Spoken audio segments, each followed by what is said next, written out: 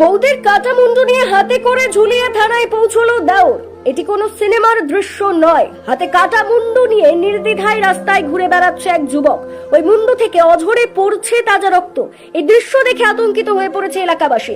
শনিবার সকালে এমনই এক অস্বাভাবিক দৃশ্যের সাক্ষী রইল দক্ষিণ 24 পরগনার বাসন্তী থানার 6 নম্বর ভরতগড়ের এলাকার মানুষজনেরা।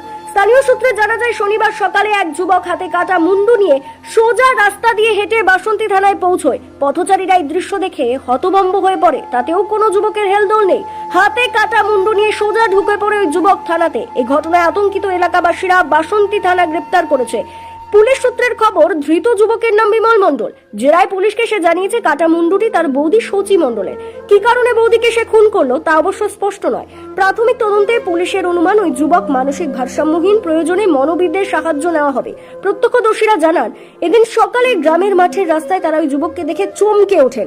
এক প্রত্যক্ষদর্শীর কথায়, সে ঘুম থেকে উঠে ঘর থেকে বেরিয়েছে। দূর থেকেই দেখতে পাচ্ছিলাম এক উদ্ভ্রান্ত যুবকের এক হাতে দা, অন্য হাতে কিছু একটা রয়েছে যা দিয়ে রক্ত পড়ছে। কাছে আসতে দেখে এক মহিলার মাথা ভয়ে আটকে উঠে স্থানীয়রাই থানায় ফোন করেন। এরপরে পুলিশ ওই যুবককে গ্রেপ্তার করে। এর আগে বোনের মুন্ডু কেটে রাস্তায় ঘুরতে দেখা গিয়েছিল দক্ষিণ 24 পরগনার নাদিয়ালে। বাসন্তীর ঘটনার নেপথ্যে কি কারণ রয়েছে খতিয়ে